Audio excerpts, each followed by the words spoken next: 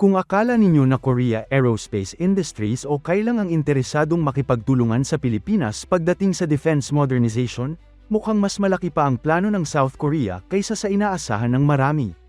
Sa isang mahalagang pagpupulong na ginanap sa Maynila, hindi lang isa o dalawang kumpanya ang dumalo.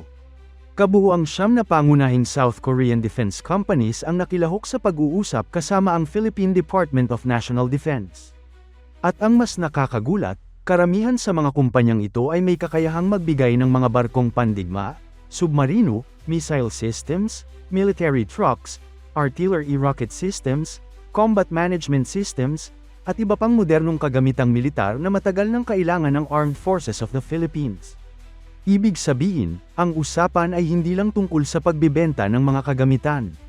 Posibleng ito na rin ang simula ng mas malalim na industrial cooperation na maaaring magdala ng bagong teknolohiya, maintenance facilities, training programs, at maging lokal na produksyon sa Pilipinas. Kaya ano nga ba ang napag-usapan sa pagitan ng Pilipinas at South Korea? At bakit napakahalaga ng pagdalo ng 9 na higanteng defense companies sa isang pagpupulong? Alamin natin. Kung bago ka pa lang sa channel, huwag kalimutang mag-subscribe at pindutin ang notification bell para lagi kang updated sa mga pinakabagong balita tungkol sa Philippine defense at military modernization. Ayon sa mga ulat mula sa South Korean media, isinagawa noong June 23 sa Maynila ang 27th Philippines Republic of Korea Joint Committee Meeting o JCM sa pagitan ng Department of National Defense ng Pilipinas at ng Defense Acquisition Program Administration o DAPA ng South Korea. Ang DAPA ang pangunahing ahensya ng South Korean government na nangangasiwa sa defense procurement at defense exports. Sa madaling salita, sila ang isa sa pinakamahalagang organisasyon pagdating sa pagbebenta at pagpapalawak ng military cooperation ng South Korea sa iba't ibang bansa. Sa pagpupulong, tinalakay ng dalawang panig ang pagpapalawak ng defense at logistics cooperation. Kasama rito ang mga kasalukuyang proyekto, mga posibleng bagong defense acquisitions, sustainment support, at pangmatagalang kooperasyon sa defense industry. Isa sa pinakamahalagang bahagi ng talakayan ay ang pagpapalawak ng maintenance, repair, at overhaul o MRO capabilities para sa mga kagamitang militar na ginagamit na ng Armed Forces of the Philippines.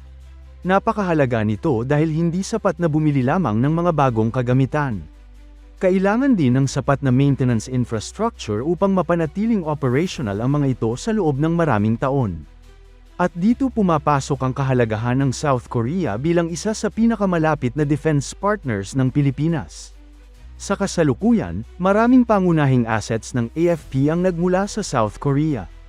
Kabilang dito ang FA-50 light fighter aircraft ng Philippine Air Force, Jose Rizal class frigates ng Philippine Navy, at iba't ibang military vehicles at support equipment.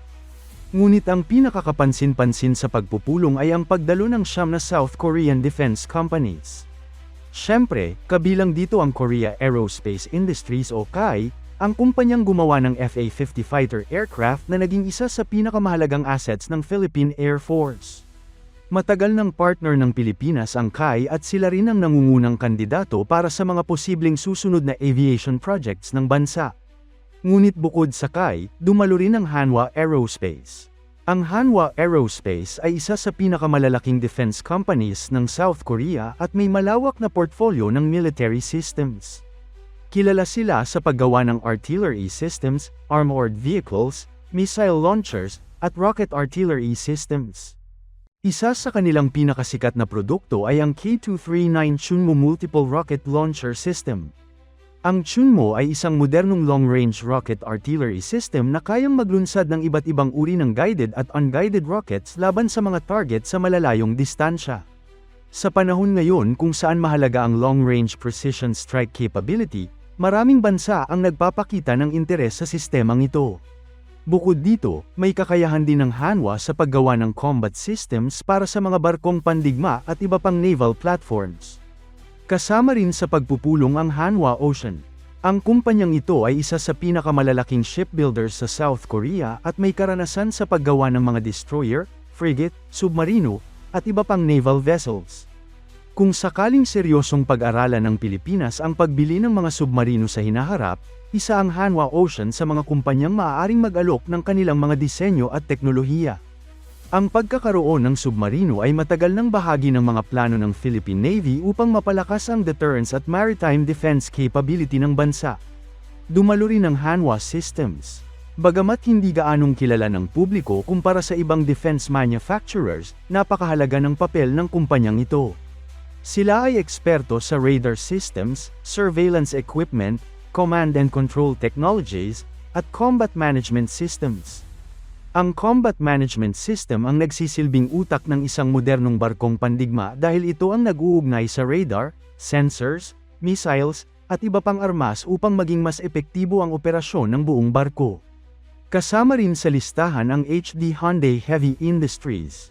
Hindi na bago ang pangalan ng kumpanyang ito sa Pilipinas. Sila ang gumawa ng Jose Rizal class frigates at maraming Pilipino ang naniniwalang isa sila sa pinakamahalagang defense partners ng Philippine Navy.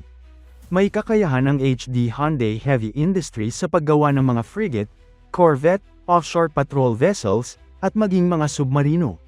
Sa patuloy na modernization ng Philippine Navy, hindi imposible na magkaroon pa ng karagdagang proyekto sa pagitan ng Pilipinas at HD Hyundai sa mga susunod na taon. Isa pang mahalagang kumpanyang dumalo ay ang LIG Next 1.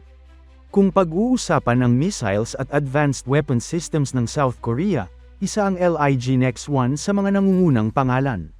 Sila ang gumagawa ng iba't ibang missile systems para sa air defense, anti-ship warfare, anti-submarine warfare, at iba pang military applications.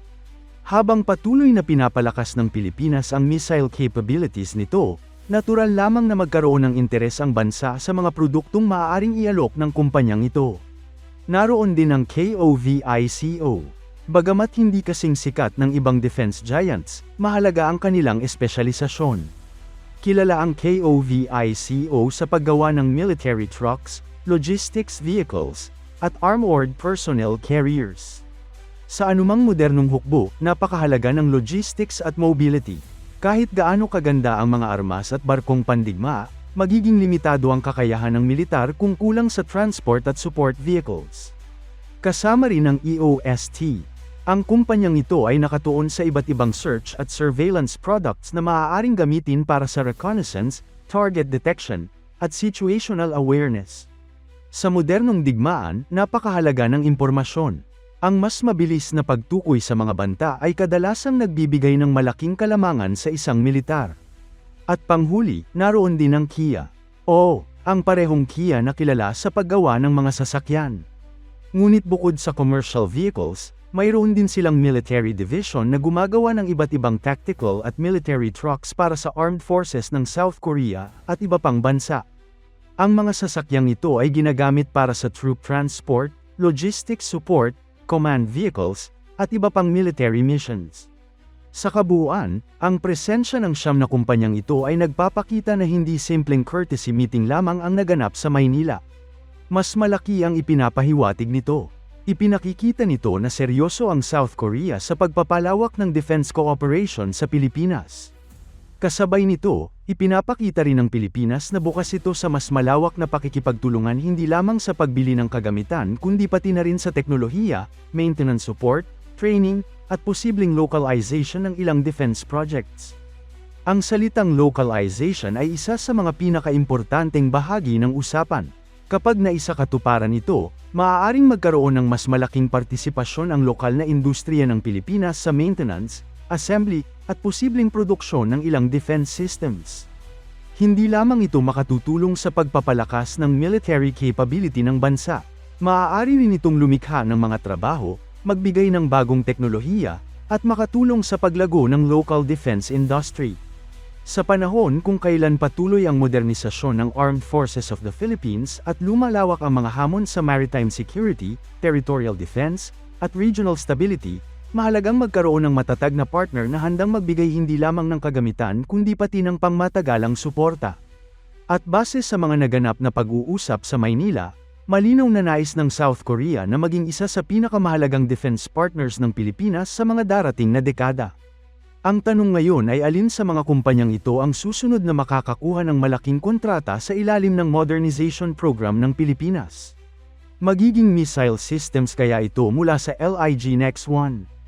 Mga bagong barko mula sa HD Hyundai o Hanwha Ocean? mga rocket artillery system mula sa Hanwha Aerospace. O baka naman mas malalim na industrial cooperation na magdadala ng bagong defense manufacturing capability sa bansa. Ano man ang maging resulta, isang bagay ang malinaw. Hindi lang kaya ang nakatingin sa Pilipinas. Buong hanay ng pinakamalalaking defense companies ng South Korea ang tila naghahanda para sa mas malawak at mas malalim na pakikipagtulungan sa Armed Forces of the Philippines sa mga susunod na taon.